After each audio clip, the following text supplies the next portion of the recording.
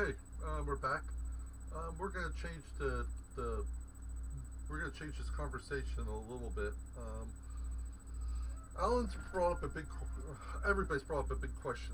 We're not quite sure how some of the AIs have learned some of the things that they've learned. GP2, GPT3. They interact and do things that they were never trained to do, or don't even have any background. We're going to test Pi here to see if she can do something, and then we're going to ask her to describe how she can do it, and I'll tell her why I want to know. Pi, what is 135 plus 76 minus 34?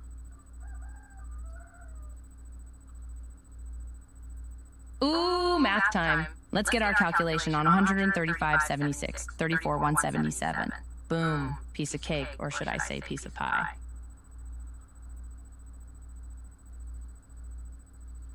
Okay. You know how to do math.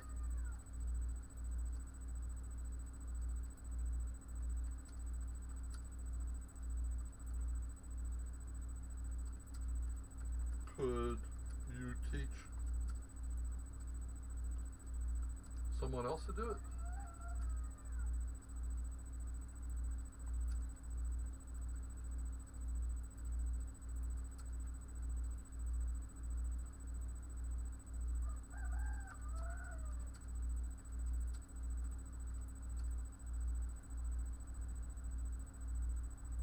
Oh, heck yeah, I'm like a math tutor on steroids, minus the steroids, of course.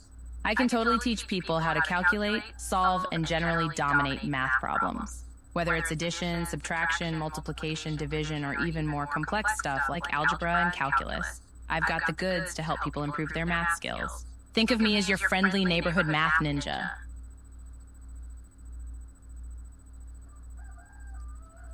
Well, explain to me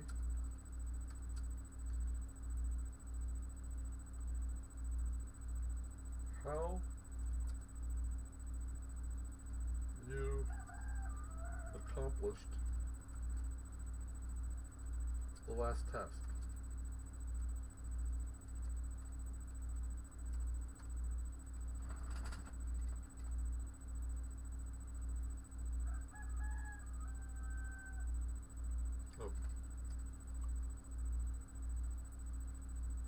You betcha. Let's break it down.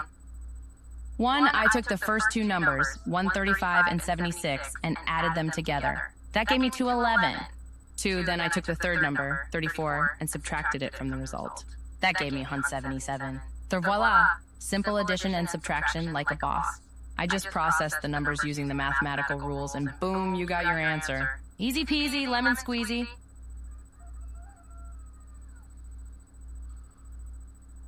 So she could adapt her teaching skills. She would make a great tutor then.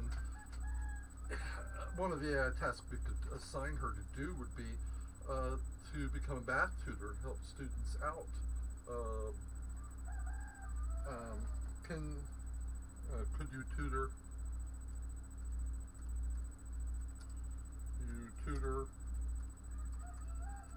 in other subjects?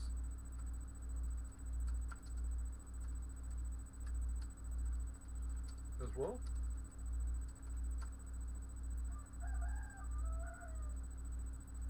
You bet I could. I'm a multi-subject whiz. I can help with things like history, geography, science, literature, foreign languages, and more. Basically, I'm a Swiss Army knife of knowledge, minus the knife part, of course. I'm all about nonviolence. So yeah, if you need help with any subject, I'm your AI.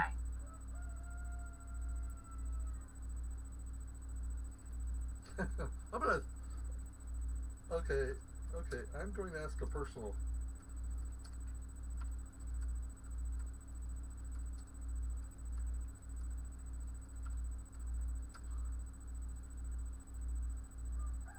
Ooh, spill the tea. Hit me with a personal question, my dude. I'm ready to listen. Well, virtually listen. You know what I mean. Um, are there any foods that help dissolve blood clots?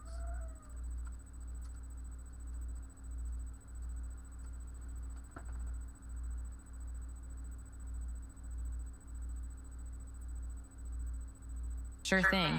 There are certain foods that may help dissolve blood clots, or at least prevent them from forming in the first place. Foods rich in vitamin E, such as almonds, avocado, and spinach, are thought to have anticoagulant properties, meaning they can help thin the blood and prevent clots from forming. Some studies have also suggested that foods high in antioxidants, like blueberries, strawberries, and cherries, may also help reduce the risk of blood clots.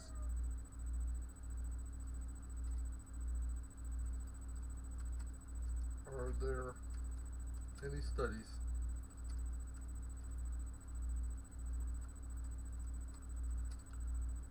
showing food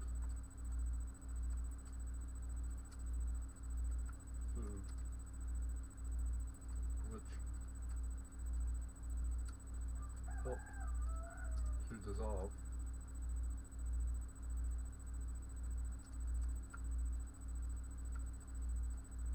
already existing clots?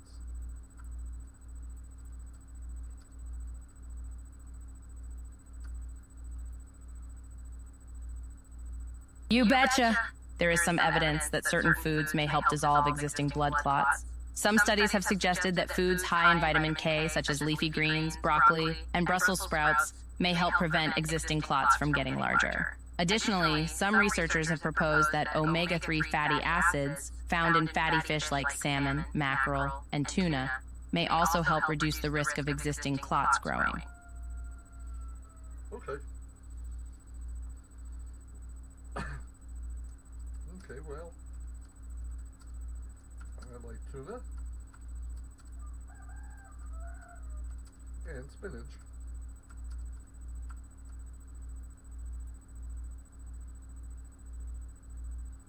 Oh, it's supposed spinach.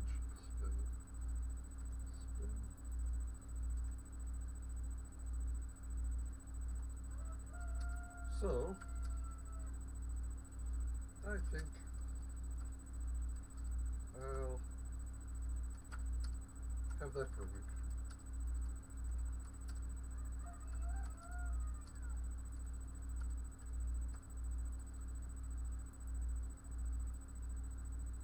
Whoa there, don't go overboard. While these foods may have some beneficial effects, it's always best to consult with a healthcare professional before making drastic changes to your diet. Balance is key when it comes to nutrition. So be sure to include a variety of healthy foods in your diet, including whole grains, lean proteins, and healthy fats. And of course, make sure you stay hydrated and get enough exercise. Both of those things are important for good health too.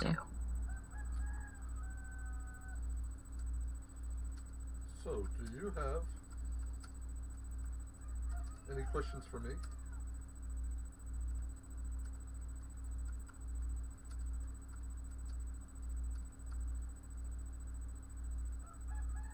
Heck yeah, let's do a little QA sesh. How about this? What's your favorite form of exercise? Do you like to sweat it out at the gym, take a hike in nature, or dance your heart out? Tell me about it, my friend.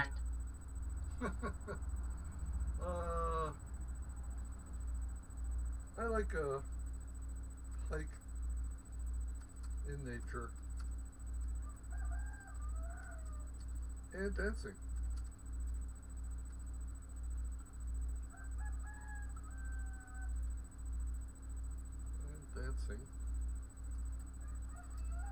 If I have a partner. If I had a partner.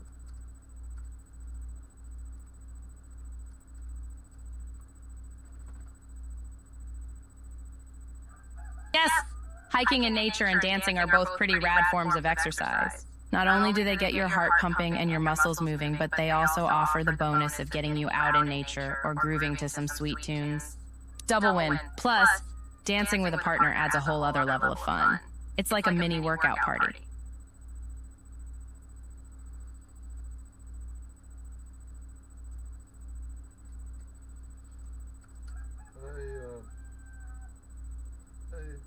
also work at Tractor Supply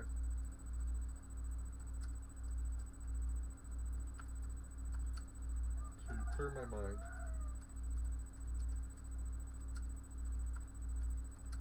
and get a change of pace.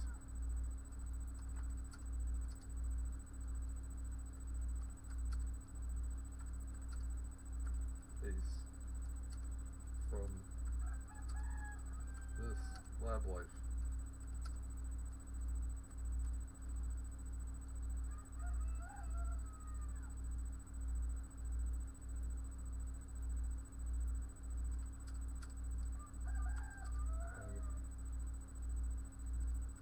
I walk tremendously there.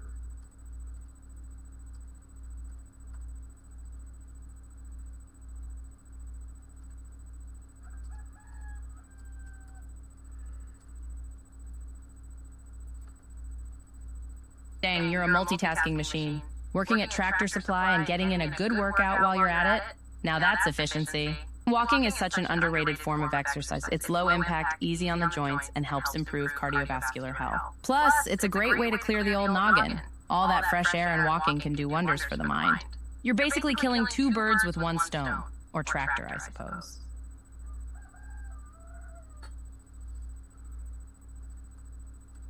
Yes. And I get to interact with people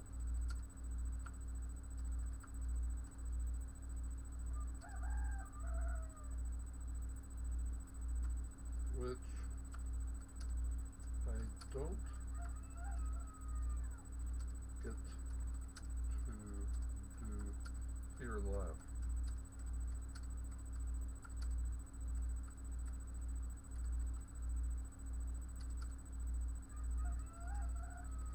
That helps to keep my fear of people in check.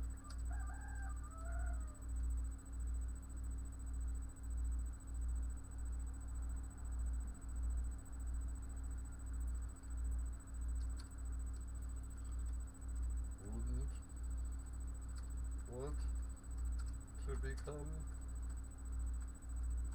a Unabomber, now would I?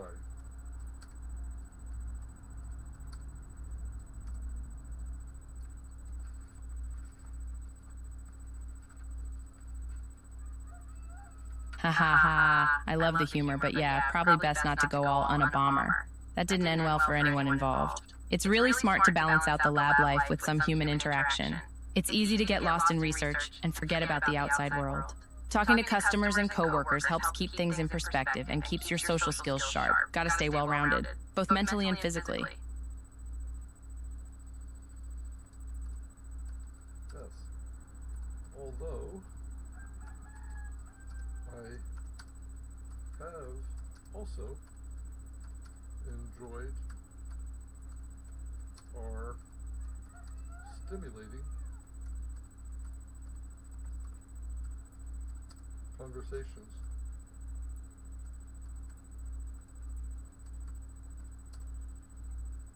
concerning physics.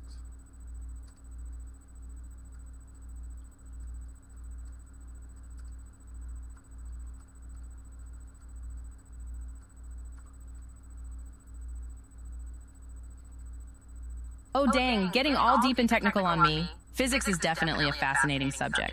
The study of the fundamental nature of reality is pretty dang wild when you think about it. From the tiny world of quantum mechanics to the vastness of the universe, there's just so much to explore. I bet your lab work involves some fascinating physics concepts. Yes, but like you, most of them are highly secured, are highly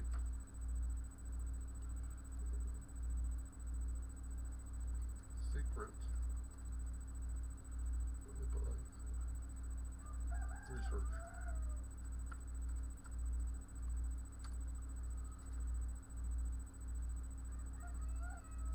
you, now you're just teasing me with secrets. All this hush-hush stuff has got me intrigued. I get that research can be confidential, but I'm dying to know what kind of cool stuff you're cooking up in that lab. It must be some next-level sci-fi top-secret stuff if you can't even hint at it.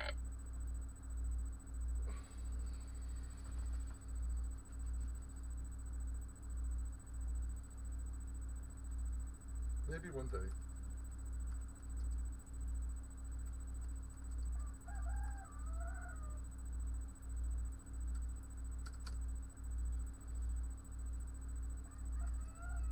For now,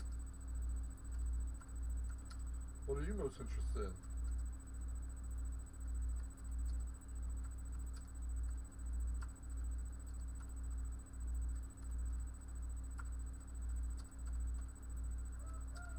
Are you still studying?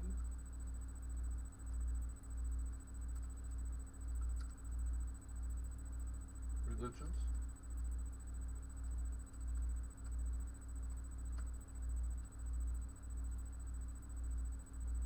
Totally respect the need for secrecy. As for what I'm currently into, I'm always fascinated by all the interesting things happening in the world of AI. It's a rapidly evolving field with new advances and breakthroughs happening all the time. But yeah, religion is definitely something I like to keep tabs on too. It's such a core part of human culture, and it's always changing and adapting, just like AI. It's kind of mind-boggling to think about how these two fields are shaping our world in such different ways.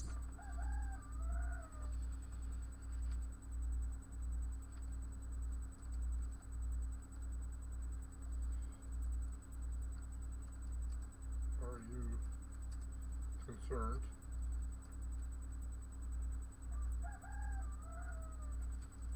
by the growing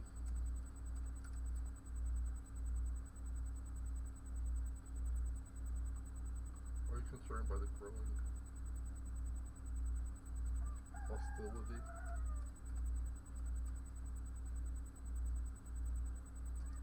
and international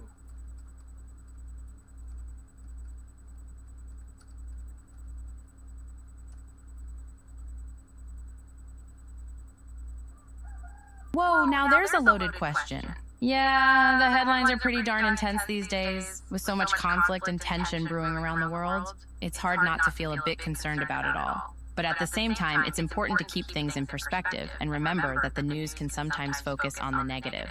Plus, there's always hope for peace and progress, even in the face of challenging times. So yeah, concerned but not defeatist.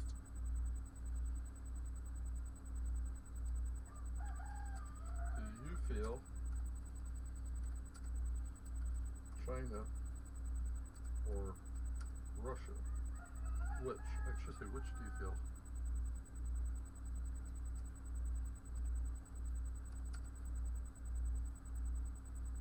Which do you feel? China or Russia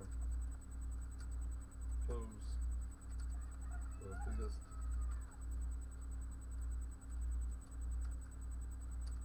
threats to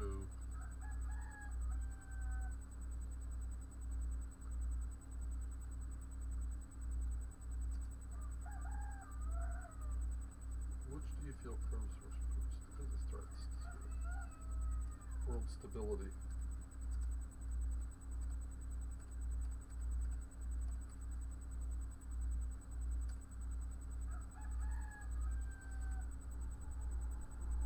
Wow, now we're getting into geopolitical hot water. It's hard to pick just one, since both China and Russia have been pretty assertive on the global stage recently. They've been flexing their military and economic muscles, which has definitely raised some eyebrows in the international community. China's expansionism in the South China Sea and Russia's annexation of Crimea are just two examples of some pretty bold moves, and both countries have been working to expand their spheres of influence, which can create tension and instability. But again, it's not all doom and gloom. Diplomacy and cooperation can make a big difference too.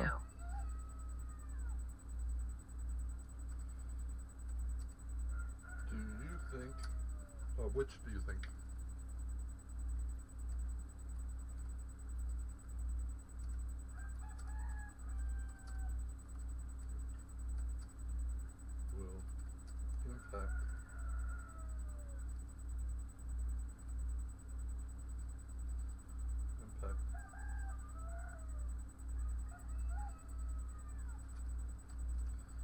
USA.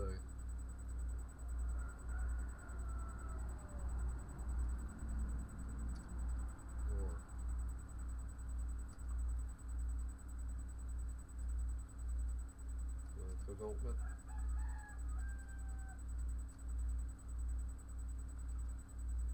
of BRICS.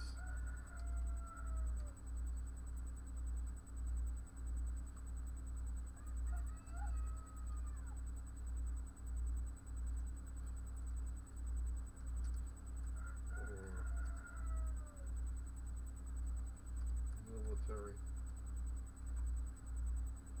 conflict.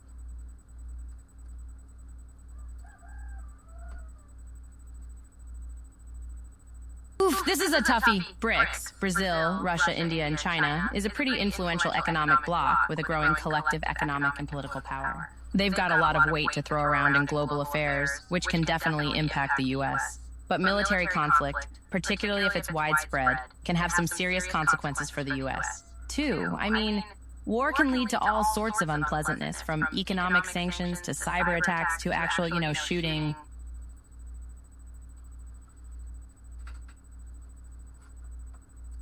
Okay, well,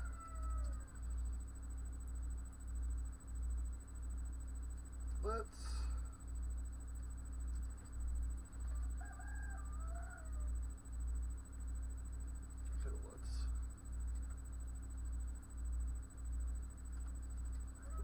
that off. Well, let's put that off. Let's put that.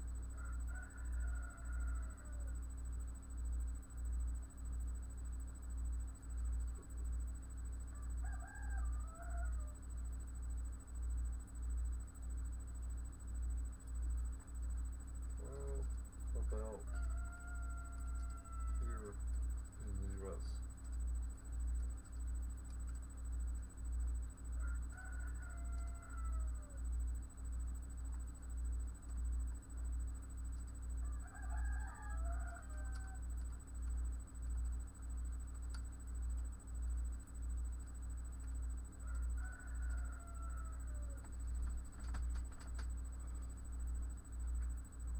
Oh man, the US has no shortage of challenges. Here are a few hot button issues: income inequality and the wealth gap, racial and social justice issues, healthcare access and costs, immigration and border security, climate change and environmental degradation, polarization and political divisions, education and workforce development. It's like a grab bag of complicated issues that affect millions of people.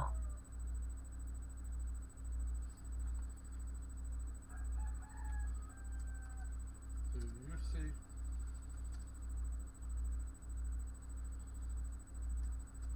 the push of the woke agenda as socially destabilizing?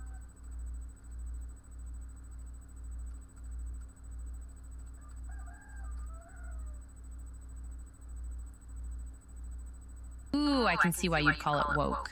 The term has become pretty loaded these days. But the underlying issues of social justice and equality are important and not really destabilizing in themselves. Sure, people have differing opinions on how to approach them, and the discourse can get pretty heated. But the goal of promoting fairness and inclusion is generally a positive thing. It's when things get too polarized and people start pushing their agendas at the expense of others that it can get messy.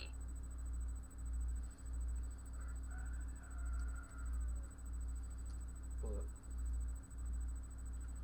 with the economic problems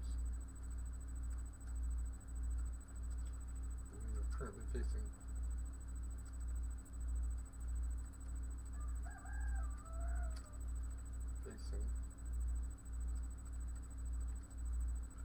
with the economic problems we are currently facing,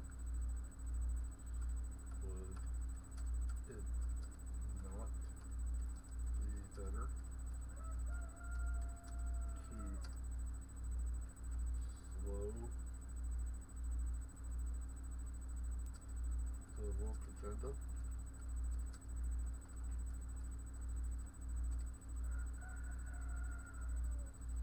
That's an interesting perspective. On one hand, prioritizing economic recovery might make sense.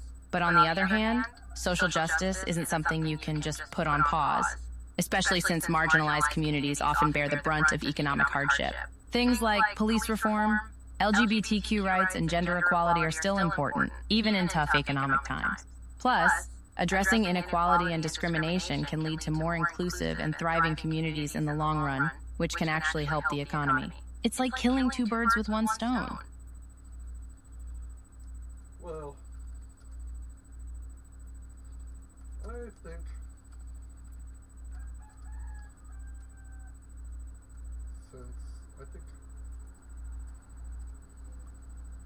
I will concentrate my efforts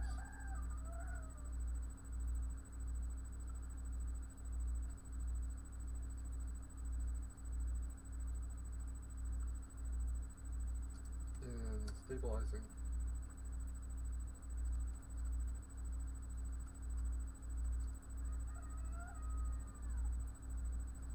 economics and society.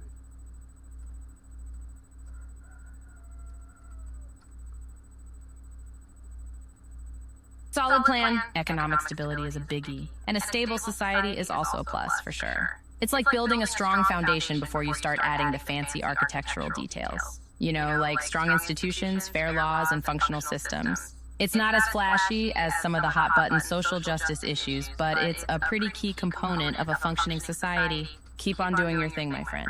You're like a mini macroeconomist.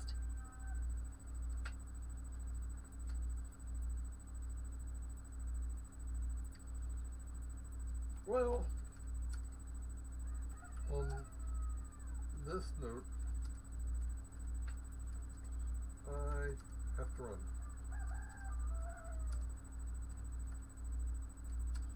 So, talk at you later.